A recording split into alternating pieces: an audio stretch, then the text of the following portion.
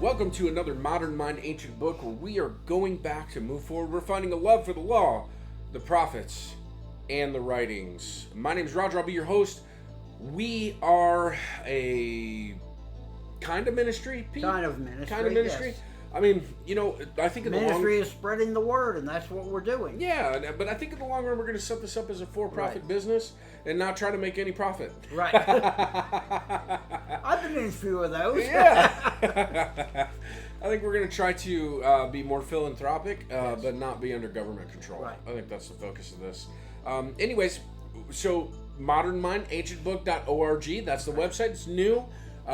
Please feel free to go there. The contact form is actually on there, so if you want to reach out to us, you can reach out to us there. modernmindancientbook.org. Right. You can find us wherever podcasts are streamed. Please go like, comment, subscribe, rate us. We'd really appreciate that. The more comments, the more subscribers, the more it gets shared, the better off it is for this idea. If you are being rewarded by what we're doing, please reciprocate that by sharing it and commenting and liking and things like that. It really means the world to us, and it'll help us help you get what you're enjoying into the hands, minds, and mouths of other people.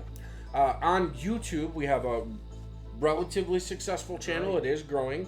There's more content on YouTube. If you've ever wanted to see my ugly face to face speaking, it's on YouTube. But there's just more content there. So please go take a look at that again. A lot of shorts if you don't have a lot of time. Yeah, there's shorts, right? There's also all of these surveys. There's additional teachings like, are we Judaizers? Those questions are answered. Is the purified Judaism of Jesus a thing? That's on there.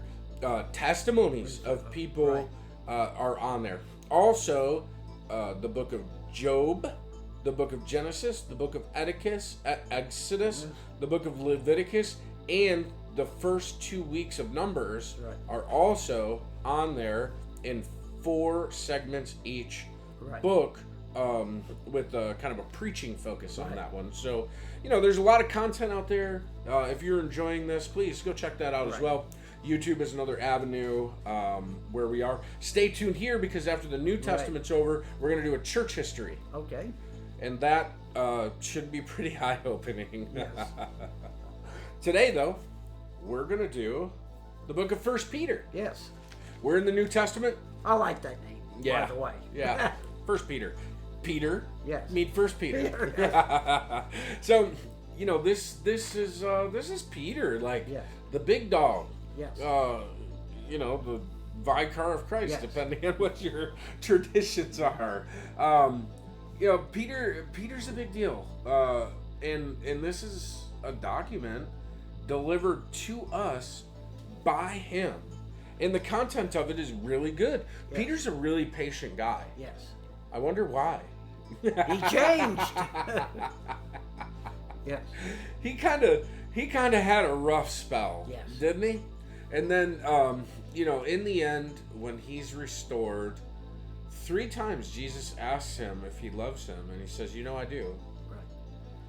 And then it ends with, go feed my sheep. Right. And Peter, I think, got that. Yes. He got grace. Yes. Because he denied his rabbi. Yes. I mean, if anybody ever failed, it was Peter. Yes. But he was restored, and that's the goodness of God. I love Peter because Peter is not that smart like me. No. We think we know things, and we strive to be this righteous goodness, but we're not. And Peter showed that so plainly, and I admire him. Yeah. As a matter of fact, I'm going to be nice enough to ask him nothing about the contents of the Bible when I see him, and just say, Peter, you did a good job. I like Peter. He's my kind of guy. He's just dense enough to remind me of me. Trust in his own strength for quite a while before he realized he couldn't make it on his own. Yeah, in the most spectacular failure of all, by denying his Lord and Savior. Right? So, interesting. But don't we all do that? Oh, yeah. I mean, but interestingly, not really the guy I would want to be the head of my church. No. Like if I was going to pick a strong leader, I'd probably pick Paul. Yes. I mean, he was there in Rome anyways, for your Catholics out there. It's kind of a weird choice to make, Peter your, like, first great holy father or whatever it's called. He's kind of not that great. Mr. Impulsive himself. Yeah, Mr. Impulsive himself. Love Peter, though. Yes. Yeah, he reminds me of me. So, this epistle is named after the author, who is identified as Peter, an apostle of Jesus Christ. This is the first of 2 letters. Now, right. The New Covenant documents aren't like the older covenant documents. Whereas you had 1st and 2nd Chronicles is just Chronicles. Right. You had 1st and 2nd Judges is just Judges. Right. You had 1st and 2nd Samuel is just Samuel. Right. They were broke out into 2 separate scrolls because, like size and whatever, right? So these, though, this is called a pastoral epistle. Right. Or letter. Letter, yep. And Peter's writing this for a very specific reason. One, Israel, Jerusalem, is a cup of trembling at this point, right? There's some stuff going on. And Peter, I feel like he kind of just like, a lot like Jacob after he was named Israel, he just kind of sat back. Right. Because he had received an amazing grace. Yes.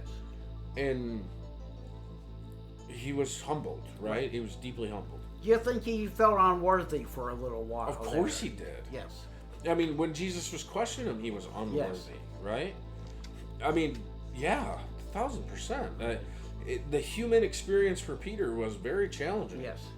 Because he really believed in his own strength and authority and righteousness, and then when it come down to it, he just flat out denied him. Yes. And that, wow, I could preach a whole sermon on that, or I could write like a PhD dissertation on that and spend years studying it, because there's a lot interdisciplinary, right? The psychology of it, there's a lot, right? So, yeah, Peter definitely had his struggles. Yes. Yeah. Super great dude, though. Right. This document is juxtaposition Jude, right? Jude is very polemic. Right. Peter's very soft. Yes. Okay. So the epistle's named after him. And it's actually Peter. Yeah. The letter claims to have been written by Peter, an apostle of Jesus. The author is a fellow elder, a witness of Christ and Christ's suffering. The claim to be a witness is supported by a number of expressions scattered out throughout the letter, so that Selwyn, which is a scholar, can say this impression of eyewitness runs through the epistle and gives it a distinctive character. He cites a number of expressions that would come very naturally from one who had been with Jesus during his earthly ministry. For example, he refers to chapter 2, verses 20 through 21, which contains references to buffeting, which, getting beat or whatever, following Jesus, following his footsteps, and Jesus being the shepherd and bearing sins. And there are many such, allusions or whatever, like during Jesus' life. So, this is a document from an eyewitness account. There's some noteworthy resemblances between these letters and the words attributed to Peter in Acts. So Acts in this document have some sort of because the way people speak, and when you look at common day writings, you can identify an author by their word usage and stuff like that, right? That's how you do critical analysis of letters. Okay, so that's what this is about. It's critical analysis of that letter. Looks like Peter. Yes. Right. We have a second version of his way of speaking and leading in Acts, and it does also look like Peter. So Peter was a name that was given to Simeon, by the Lord Jesus. He was renamed. Yes. Like Jacob. Right? Like when Abraham. His life changed. Yeah. like Hosea to Joshua, Numbers. Like, I mean, this is like a pattern for God. Right. And he does this throughout the scriptures. He was probably one of the oldest of the disciples and established himself very early as a leader. His name is listed first in each of the 4 lists of the 12 disciples. His father's name was Jonah. The family had a fishing business out of the city of Bethsaida on the northeast side of the Sea of Galilee. He probably knew James and John since they were in the same industry. So they were fishermen together before they were called, right? Peter was introduced to Jesus by his younger brother Andrew. Andrew was a disciple of John the Baptist. Jesus challenged them to be fishers of men and to go and teach men in the end. Peter, along with James and John, formed an inner core of disciples who experienced many unique events with Jesus. The Transfiguration, and they were there with him at the Garden of Gethsemane. They saw Jesus turn white and Moses appear and Elijah with him. And they saw him mourn just before he was going to be crucified. Peter had many special experiences with Jesus. He walked on water. He questioned Jesus about the fig tree. He rebuked Jesus for thinking of dying on the cross. Get behind me, Satan. Peter, get behind me, Satan. Not the guy I'm going to choose to run my church. I'm just saying. So, he denied Jesus 3 times. Peter had a home just outside the main synagogue in Capernaum. Jesus healed his mother-in-law at his home. It was Peter who boldly confessed that Jesus is the Messiah. Flesh and blood did not give this to you, Peter, but my Father in heaven. He had and heard from the Spirit. Peter was a man of great successes and failures. He had significant insights at one moment, and then would misunderstand the whole lesson in the next. Peter refused to allow Jesus to wash his feet, which resulted in a public rebuke of his behavior. Although Peter thought he was willing to die to protect Jesus, he fled with all the other disciples when the soldiers arrested him. For all of his shortcomings, erratic reactions, and foolish statements, Peter became an important church leader after the resurrection of Jesus. Because it's not about the might of men. It's about what Jesus did, and Jesus restored him. Praise God. That's why I love Peter. Not because Peter's foolish. No. It's like he makes me laugh because I look at all the things I do and I'm like, gosh, man, like I'm kind of like you, you know. But he's real. He's a human. Well, and that's why the Bible's so much better than other documents, because the Bible gives us all of our stains and wrinkles, right? And it shows us that God is the one who's been reaching into history to make things better for us. We don't make it better. No. We don't even understand it. But he is so much greater, and he's playing such a long game with us for the benefit of those who are coming. Because death entered the world. But God doesn't have to abide or be part of death. But he can see and know who are his, and over the course of time begin to call and change them and restore them from, like Peter, foolish denial to love and faith. I mean, Peter is the gospel. Oh, yeah. Yeah. Like, such a great dude. But God is great. Yeah. Okay. So, Jesus restored Peter by the Sea of Galilee. And where did he find him? He was back fishing again.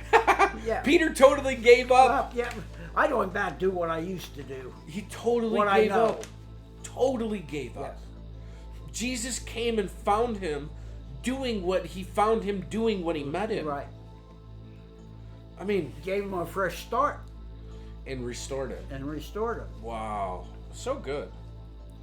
He challenged him to follow and feed his sheep. Peter led the disciples in the selection of a replacement for Judas Iscariot, the one who hung himself. Peter led the disciples in proclaiming the gospel through the gift of being able to speak a known language that was unknown to them. They were speaking to all the people of the world at a holiday, at a feast. God empowered him to heal and perform miracles, even raising Dorcas from the dead. Peter faced imprisonment many times for the cause of Jesus and boldly stood on the Lord. The Holy Spirit used Peter to impart his presence to the Gentiles. He was the apostle to the circumcision, while Paul was to the Gentiles. Paul had, this is great, because the two, their juxtaposition to one another, it was hard. It's still hard for the two to become one new man. Right. That's why this podcast is engaging in this pursuit, right? Because of this juxtaposition we're about to talk about. We have to be humble before God to recognize that He is the one who is making His kingdom appear. And it might not be what we're comfortable with. Right. But that's okay. Yeah. Because if we follow Him and we believe Him, it will be counted as as righteousness. And it is that that is good. Yes. Believing God. It's not you. No. It's believing Him and what He's doing. Yes. So Paul had to publicly rebuke Peter for his hypocritical behavior, since Peter separated himself from them when Jews from Jerusalem arrived in Galatians 2. Right. Peter clearly learned his lesson as he boldly proclaimed the inclusion of the Gentiles in the kingdom of God at the Council of Jerusalem. Now, why did Peter separate himself from Gentiles? Well, it's because they were eating. Right. Right? They unclean food. Maybe there was no unclean food. Right. But they certainly weren't carrying on the rituals that he was used to, right? You're washing your hands, you're saying prayers. Right. There's a cadence to life, there's a rhythm to life. There's a self-tempering in the traditions of Judaism that these people just didn't know. Right. And so Peter separated himself because not because he didn't think of them as lesser. Right. He had already had the centurion experience, right? He knows that God was doing that. But the centurion was a proselyte. He knew the Jewish traditions. Right. He separated himself from people who did not know the Jewish traditions. He went back to what was comfortable for him. Yeah, of course. It's Peter. It's Peter, yes. So, Paul rebukes him. But that's the challenge. Yeah. Oh, Christian. Right. Are you unfamiliar with the Jewish traditions? Yes. Are you uncomfortable with them? Would you never practice these things because they're dead and old and I would never do them? Well, you're just like him. Right. Right? So we've got to remember that there's a past and that past bears on what is to be the called out ones. The question is not one or the other, it's a blending of the two. It's the blending of the two. That's wisdom. Yes. But how do we live that out? Because we're totally divorced of the idea of blending the two. Yes. Which is, forgive me, but that's evil. Yes. We can't forget that Jesus was a real Jewish rabbi. I don't understand how we've come so far. Right. But that's why we're going back to move forward. That's why we're bringing these things back to the front again. To say, remember Paul and Peter? That was about Peter being uncomfortable with Gentile practices. Right. Now we're uncomfortable with Jewish practices. We've got to turn it around. Yes. We got to go back now. So, I think it's a very valid ministry. And I think it's going to yield great fruit. Yes. If the listener would start practicing Friday nights as the Sabbath, if you would start remembering that God created the heavens and the earth, the stars, your body, and everything you own, every dollar you've ever made, the home you live in, the friends you have, the parts and pieces and vehicles and things that you own, all the blessings that you have and all the challenges of this earth, they are God's. Yes. And you get the ability to experience them. And once a week, the most prolific holiday in the Bible is one that you can practice at home with your family and lead and teach them about the past and about God and then to Jesus and how He colors in everything. Yes. And you get to do that 52 weeks a year, and God will be very pleased with you for that. You would be taking out the day that He set aside to remember and worship and teach about Him. Please hear that message. You can do this. You should do this. Please do this. I'm asking you in Jesus' name. And there's no magical rope formula to do that. Just do it. Just do it. Just read Genesis with your family. Yes. Light a couple candles and say thank you for the sun and the moon. Yes. And you don't even have to light the candles if you don't want to. Right. But remember God on Friday. Right. And do it with your family. And do it with your friends. And have people over and rejoice. And teach and lead. Yes. Do anything to His glory on the Sabbath. Yes. The first day of the week is when we remembered the new beginning, the Jesus who rose. But the Sabbath is a part of the history of God. Right. I challenge you to do that. Just start doing that. Right. Go back to Peter, because we forgot Peter. Where Peter forgot the Gentiles, we forgot the Jews. Yes.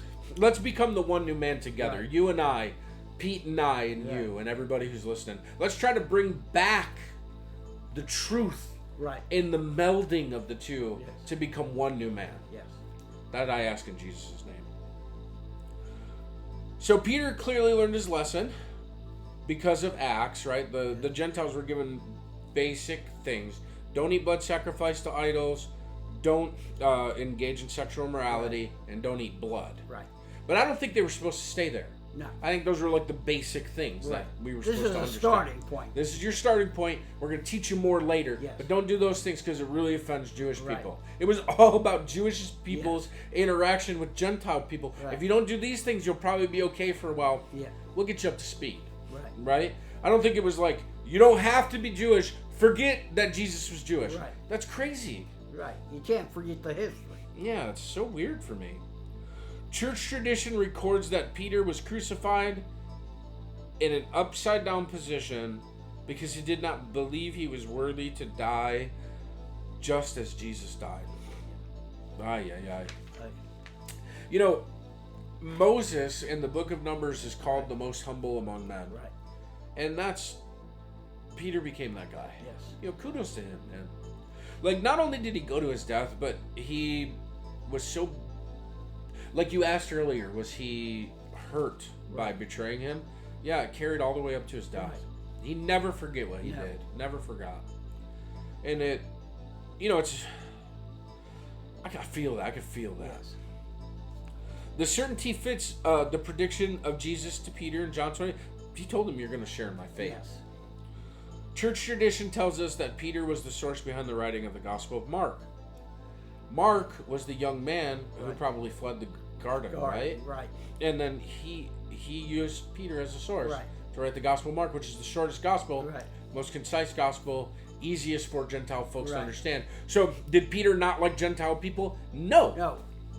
He liked them. He just went back to what he was comfortable. Right. This is actually Peter's character. Yeah. Right? Where did Jesus find him? Fishing.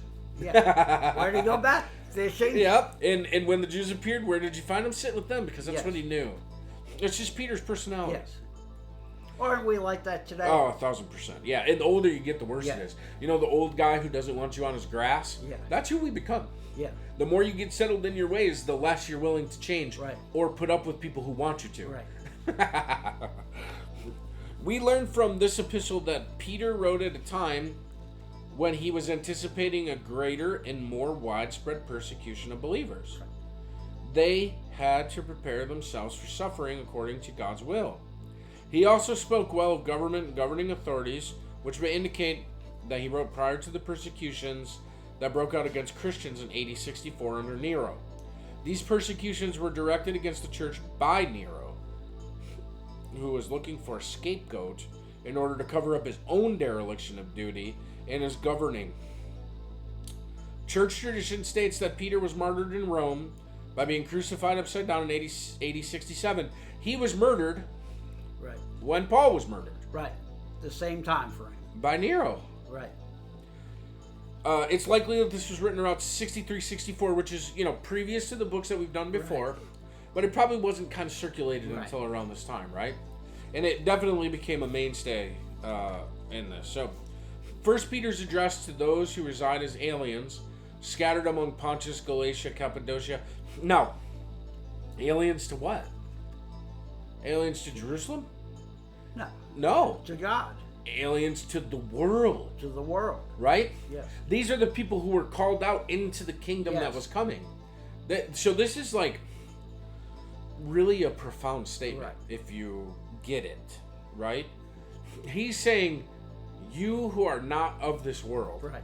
Wow. Peter really changed. Yes. He was greatly affected by Jesus. Yes. The dispersion of aliens that Peter is writing to most certainly included Jewish, Christian. Of course it was. Yes. Right? Like, I don't understand why we have these separations in our theology. There were Jews and Gentiles who became one new man. Period. Right. That's the new covenant. He exhorts them to keep your behavior excellent among the Gentiles. Right. So what he's saying is, don't offend them. well, what he's Don't saying, think better of yourself. yeah, don't think better of yourselves. Right. You might have, and listen, and this is the part that I'm really been laboring, Right. is that this was a Jewish movement. Right. And these people that were coming in didn't look like them, and they had to be tempered. Right. They had to understand that God was doing this, Right. despite what they thought Right. was righteousness. And so, we swung the other way. But yeah, he's just telling Jewish people, man, don't lord it over them. Right. Don't be harmful to these Right. people. Keep your behavior in excellence, but also keep the traditions and show them Right. the way. Right? Right. Don't give up these traditions. Right. Teach them these traditions. Keep your way excellent. Yes. Don't judge them, teach them. Right. We were never to give it up. So this quote, okay, so there's a quote. Oh shoot, I'm blanking here. Okay, so there's a marvelous light, for you were not a people, but now you are a people of Right. God. This quote is from Hosea and is a clear indicator of a Gentile audience, of Right. people who don't know the traditions. Peter was an apostle to the Jews. Why were they not a people? They weren't a people of God. Right. They didn't know anything about God. No. But Hosea prophesied that there would be a people who Right. didn't know anything about God, Right. who would be made a people of Right. God. And Peter got to see that happen. Yes. And he quoted Hosea in that, which supports the idea that the aliens are not Jewish people outside of Jerusalem, Right. but are all the people who are called out, Right. who are not part of this world, Right. but who have a king whose kingdom is to come. Just a really interesting theological thing, right? So, is there a difference between spiritual and physical? No. No. The kingdom was present at this moment. Yes. They were aliens of this world. Right. It's an interesting thing. But I think if we could live that way, we would have a much more successful church, right? People are drawn to the power Right. and the surety of knowing that this isn't the end. Right. Because everybody has the same yearning. Yes. They just don't know where to place it. Right. But the God who reached into the world has told us how to do it Right. and what to teach. We just don't live it out as if it's real. Right. So this quote from Hosea is a clear indication of a Gentile audience. Peter was an apostle to the Jews. He was an apostle to the church. Right. But God also sent him to evangelize and minister to everybody, because he was apostle of the church. Right. This is a circular letter, which would have been sent to all believers in Jesus. Peter anticipated a widespread persecution that was going to fall on the church. The place of composition, or where it was written, is in the epilogue, or the end, right? Right. It had, she that is in Babylon, elect together with you, salute you, and so does Mark, my son. Much controversy settled. It was Rome, right? Right. Just Rome, So the different interpretations have been advanced as to the meaning of Babylon, namely that it means the city by the name in Egypt, or Babylon of the Euphrates, or that it's a cryptic designation to Rome. Listen, he was taken into captivity. He was arrested. Right. He was in Rome. He was in Rome. He was calling it Babylon because he knows that it's to be judged. Right. Right. So the choice lies between Babylon and the Euphrates River and Rome. The former has been the choice of a large number of Protestant scholars. In favor of this view is the natural meaning of the word Babylon as a proper place designation. Its sole mention in the epilogue as a matter of fact way seems to point to its literal meaning. Advocates of this view feel that the use of such a cryptograph, or like a hidden meaning, to designate Rome in the epistle seems to be out of harmony with Peter's direct and non-figurative style, since Babylon was the chief choice. But how did he get from Babylon to get crucified in Rome, right?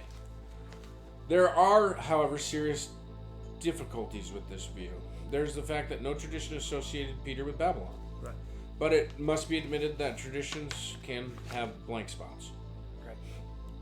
Against the Babylonian view is urged the fact that earlier records of Christianity are absolutely silent concerning the existence of a Christian church in Babylon.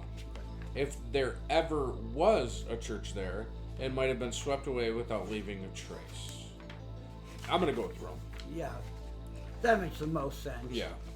Proponents of the Roman view are confronted with the problem of the cryptographic design designation Rome. But you're not really, right? Like the meaning of it, because, mystery Babylon kind of thing. There's this theological thing that's kind of circulating around this time too. And the Babylonians were particularly brutal people, as were the Romans. And it was the Babylonians became a byword to Jewish people, right? Yes. And so the Romans were ruling them in that same way. They had overcome them and made them a vassal state and all this kind of thing. So I just think the easiest way to do this is just to understand that Paul understood this, right? Or, I'm sorry, Peter understood this. So you want to read this as you are a new believer in Jesus Christ. Right. The church that you attend is composed of the people who are called out. It's a mixture of Jews and Gentiles. Christianity has spread throughout the Roman Empire, but it's now being attacked by people from Judaism and pagan religions. Right. Christianity is close to being declared an illegal religion by the Roman Empire. Right. As of now, it's still designated a form of Judaism. Right. But pretty soon, it's going to be taken out of that because Jewish people have been complaining that the sect of the Nazarenes is not Judaism. Right. And once it gets taken out, you're no longer exempt from emperor worship, which means that you'd have to bow down to the emperor and offer sacrifices, which no called out one can do. Right. The protections that were afforded it by being called Judaism are about to be taken away. You desire to be holy as God is holy. That's Numbers. Right. But you need instruction.